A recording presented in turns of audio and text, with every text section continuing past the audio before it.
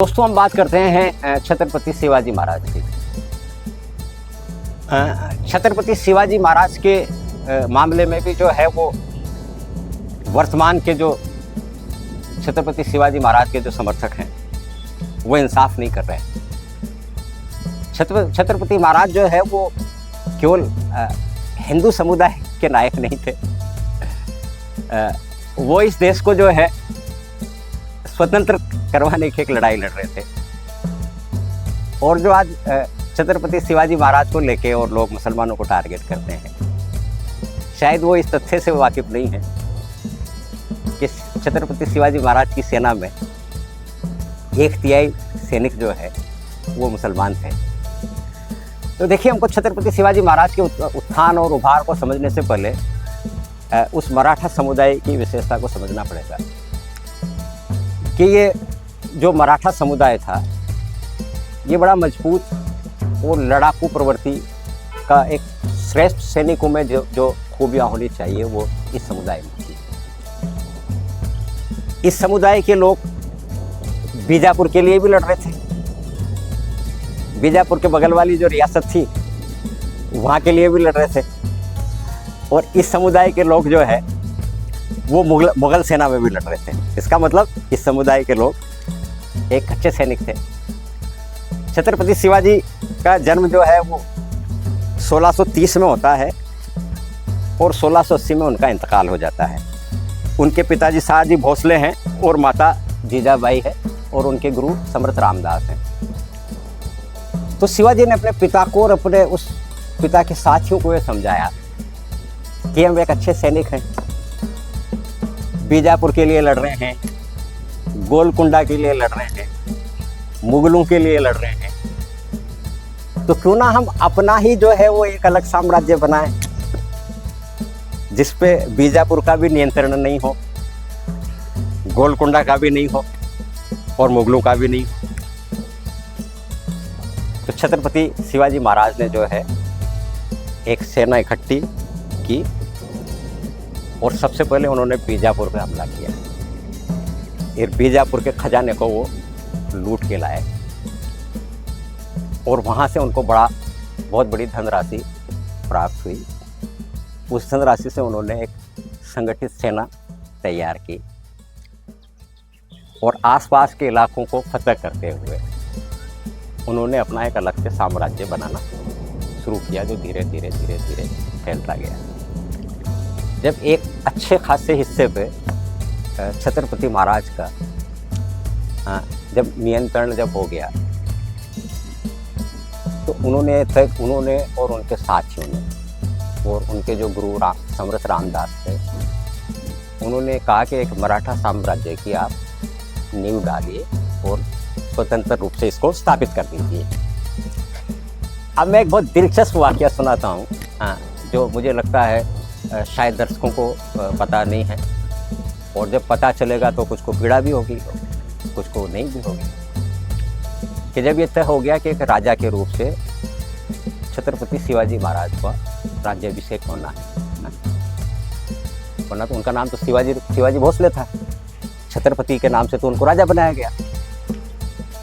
तो बनारस में जो है वो छत्रपति शिवाजी महाराज के कुछ दूत आए और बनारस के ब्राह्मणों से संपर्क किया कि भाई आपको जो है वो राज तिलक करना है। क्योंकि मराठा जो है वो राजपूत नहीं थे और एक तरीके से जो है वो किसान वर्ग से आते थे, जिसको जो वर्ण व्यवस्था के हिसाब से तो फिर शूद्रों में है।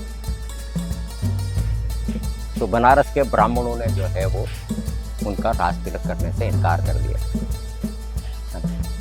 बाद में बड़े प्रयासों के बाद में कुछ ब्राह्मण जो है वो राज तिलक करने के लिए तैयार हुए।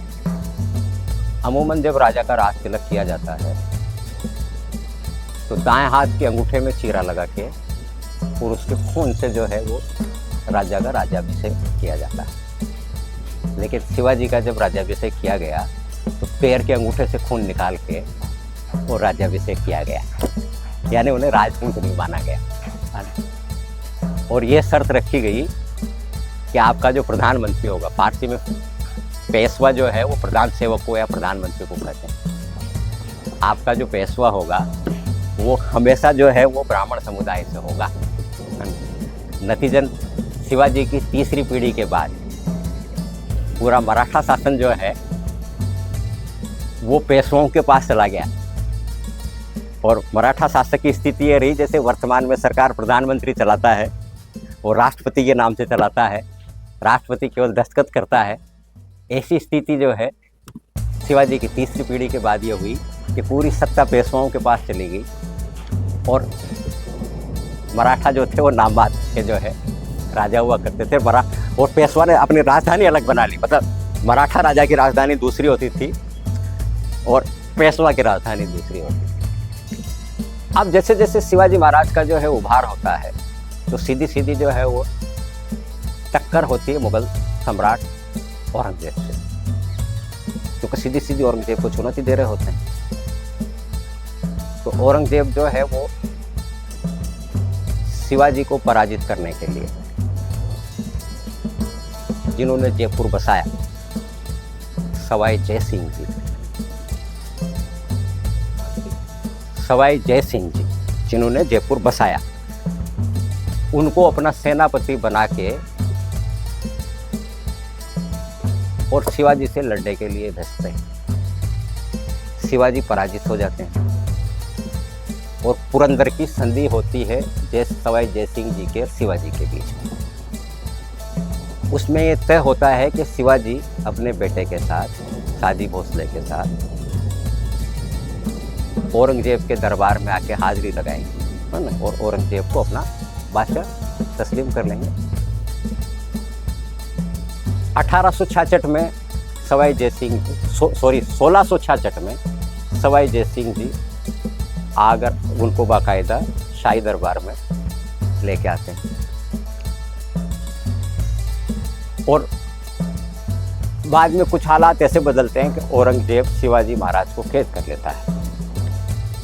अब इतिहास के जो ये हमारे जो वर्तमान जो योद्धा हैं, जो शिवाजी के वर्तमान योद्धा हैं, वो ये तो कहते हैं कि औरंगजेब ने जो है शिवाजी को कैद किया, पर ये भी बताना चाहिए ना कि शिवाजी को औरंगजेब के पास कौन लेके आया था। शिवाजी को औरंगजेब के पास तो सवाई जय सिंह जी लेके आए थे ना। तो अगर मान लीजिए औरंगजेब ने धोखा किया तो उस धोखे में फिर सवाई जय सिंह जी को भी शामिल माना चाहिए ना, भाई लेके तो वही आए ना। खैर बहरहाल ये ऐतिहासिक तथ्य है कि उनको आगरा के किले में कैद कर लिया गया। फिर शिवाजी भांप गए कि भाई मैं कैद हो गया, तो उन्होंने बड़ी चालाकी से जो है वो फूलों के टोकरी में बैठ के और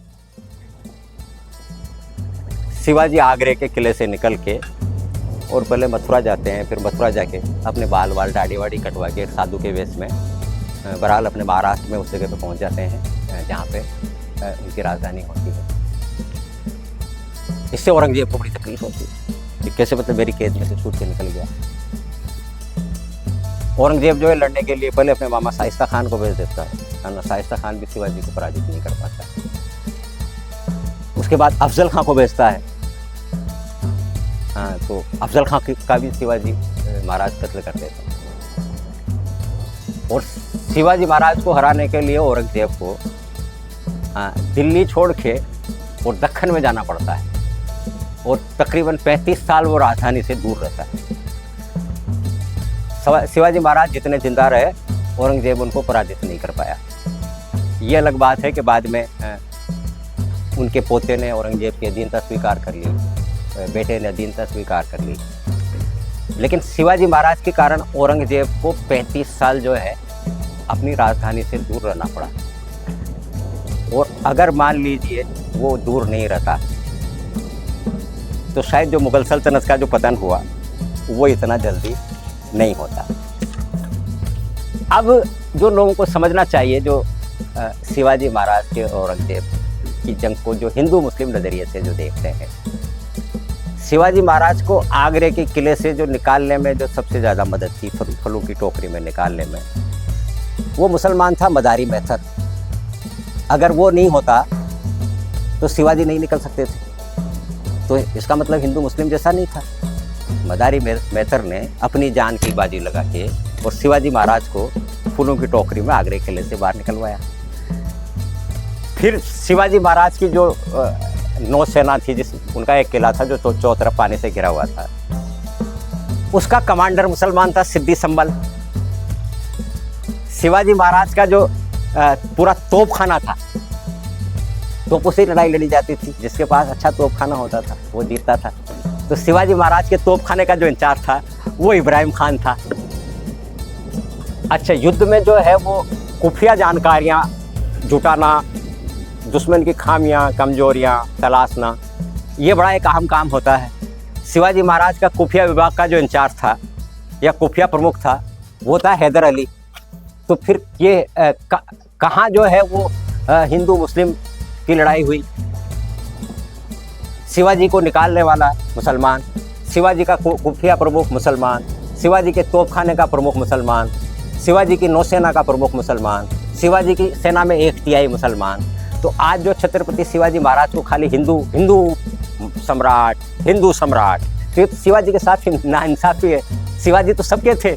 अगर शिवाजी सबके नहीं होते तो मैंने जिन पोस्टों पे जिन लोगों का जिक्र किया उनका योगदान क्यों होता, फिर ये लोग तो औरंगजेब के साथ होते, शिवाजी के साथ क्यों होते।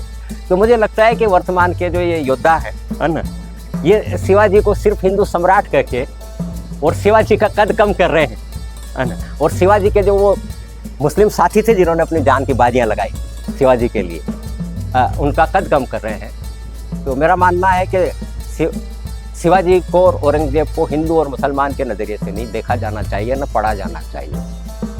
जो राजाओं का सबसे बड़ा धर्म होता है अपनी सत्ता चलाना, सत्ता को मजबूत करना, सत्ता को फैलाना। तो इसी नज़रिए से देखा जाना चाहिए। शिवाजी महाराज अपनी सत्ता का विस्तार कर रहे थे, औरंगजेब अपनी सेना का सत्ता का विस्तार कर रहा था।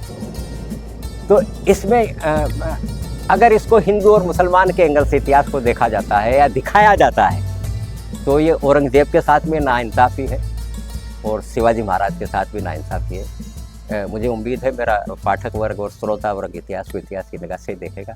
धन्यवाद।